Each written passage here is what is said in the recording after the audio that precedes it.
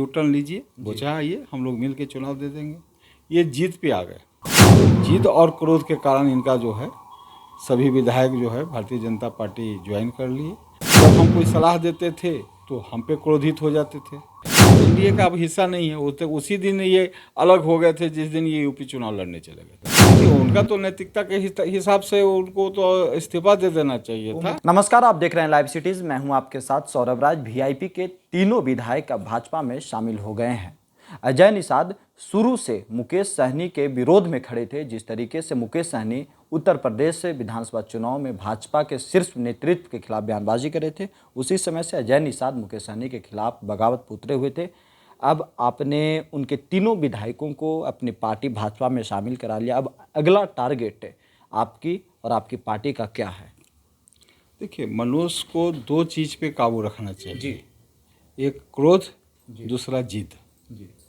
मैंने उनको शुरू में कहा था, जब इन्होंने कहा कि मेरी पार्टी यूपी में चुनाव लड़ेगी जी, तो उस समय मैंने कहा था कि अगर आप यूपी चुनाव लड़ने जाएंगे तो बोचहा उपचुनाव जो होगा उसको लड़ने में आपको अड़चन आएगी जी।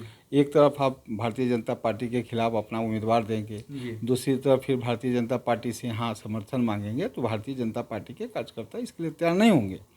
आप यूपी से यू टर्न लीजिए, बोचा आइए, हम लोग मिल के चुनाव दे देंगे।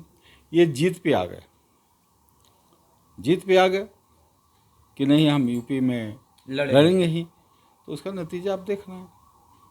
जब हम कोई सलाह देते थे तो हम पे क्रोधित हो जाते थे। तो जिद और क्रोध के कारण इनका जो है सभी विधायक जो है भारतीय जनता पार्टी ज्वाइन कर लिए। कभी भी भारतीय जनता पार्टी जिसने इनको इतना सम्मान दिया, सब चीज़ दिया, लड़ने के लिए 11-11 सीटें दी जी, उसके बावजूद भी पार्टी के प्रति जो इनकी जिम्मेवारी या जो वफादारी होनी चाहिए वो कभी नहीं दिखी। आप कह रहे हैं कि आप लोगों ने सम्मान दिया, लेकिन वो आरोप लगा रहे हैं कि बीजेपी से एक निषाद का बेटा आगे बढ़ रहा था, वो बर्दाश्त नहीं हुआ देखने को। देखिए, भारतीय जनता पार्टी ने दो निषाद जी, एक सिटिंग विधायक रामचंद्र सहनी जी और एक प्रत्याशी हरि सहनी जी जो दरभंगा जिला से प्रत्याशी थे, दोनों का टिकट दरकिनार करके इनको 11 को सीट दिया था। तो 11 सीट जो है निषाद समाज के लिए दिया था, ये नहीं दिया था कि आप जो है इसको राजनीति करके इसको व्यवसाय आप बना लीजिए। वो व्यवसाय बनाए तो सारा तो दुनिया देख रहा है। व्यवसाय बनाए, सारे टिकट को जो है मोटा मोटा धनराशि लेके बेच दिए। बेचने का तो नतीजा है कि इनके जो भी जीते हुए विधायक जो थे, चूँकि उन्होंने व्यवसाय किया था, तो इसी कारण इनका जो रहना चाहिए सम्मान वीआईपी पार्टी के प्रति वो रहा नहीं, तो छोड़ के चल दिए बीजेपी में। अगर यही विधायक अगर निषाद समाज का बेटा रहता तो शायद अभी तक इनके साथ में रहता।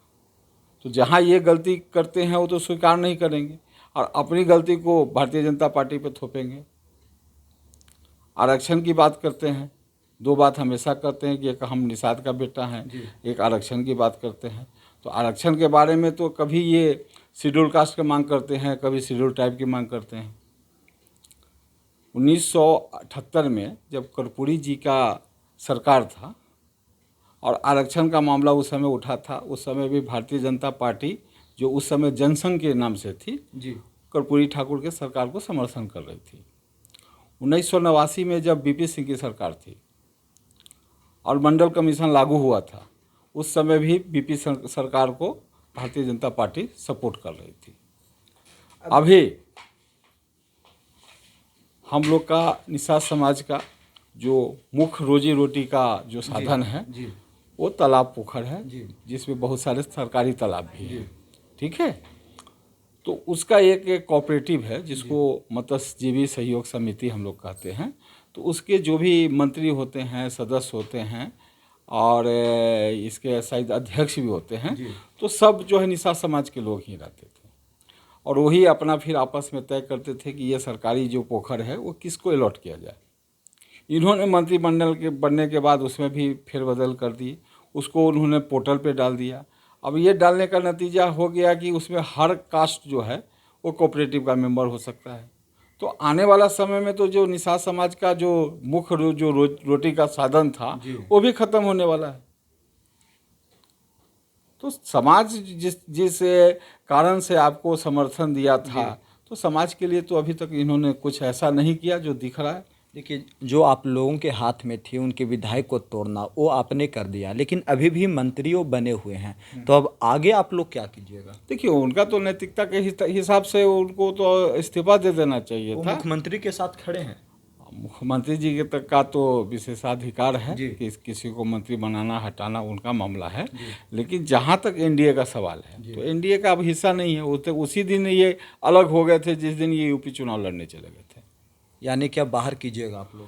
हम लोग बाहर तो क्या, अब तो उनका कुछ है ही नहीं, कुछ नहीं बचा है। अब तो तीनों विधायक तो इधर बीजेपी ज्वाइन कर लिए, तो अकेले मंत्री अकेले पार्टी हो गए वो। चलिए, शुक्रिया सर, थैंक यू। धन्यवाद।